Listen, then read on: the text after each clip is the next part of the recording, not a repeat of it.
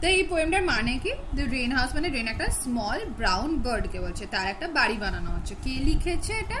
লিখেছে হচ্ছে অ্যাভেলিন স্টেইন, ঠিক আছে, এই মহিলাটা লিখেছে, ঠিক আছে। তো ও কি করছে, তো বলছে যে আগের দিন আই টুক মাই আমি একটা এরকম মানে দেখেছিস করে এরকম ঘোরে, যেখানে কাট কাটে, এই যে এটা এরকম ভাবে কাট কাটে। তো বলছে যে আমি একটা নিয়েছি, নিয়ে and some bits of wood, আমি কিছু কাঠ নিয়েছি, নিয়ে একটা ট্রি হাউস বানাবো বলে, অ্যান্ড মেড লিটল হাউস, একটা ছোট্ট হাউস বানাবো যেটা আমি সব থেকে সুন্দর করতে পারবো সেটাকে।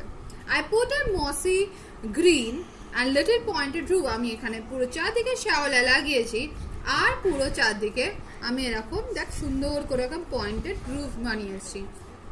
অ্যান্ড কাট এ টাইনি ডোর, এবং ছোট্ট একটা ডোরও বানিয়ে নিয়েছি। অ্যান্ড দ্যাট ইজ পুসি প্রুফ, এখানে একবারও বেড়ালে ঢুকতে পারবেন, বেড়ালে ঢুকলে কি হবে, যতগুলো পাখি থাকবে সব খেয়ে নিয়ে পালিয়ে যাবে। তো for I hope some little Reigns, এবার আমি আশা করছি যে ছোট ছোট পাখিগুলো, যে ব্রাউন কালারের রেন পাখিটা, সে আমাদের ইয়ার্ডেতে আসবে, ইয়ার্ড মানে আমাদের বাগান ঘরেতে, বাগানের জায়গাতে আসবে, অ্যান্ড চুজ আমাদের এই বাড়িটাতে থাকার ইচ্ছে প্রকাশ করবে, ভাববে যে আমি এখানে থাকবো, ও নিজের বাড়ি বানিয়ে, তখন আমি যে হাউসটা বানিয়েছি ও সেটাকে হোম বানিয়ে নেবে।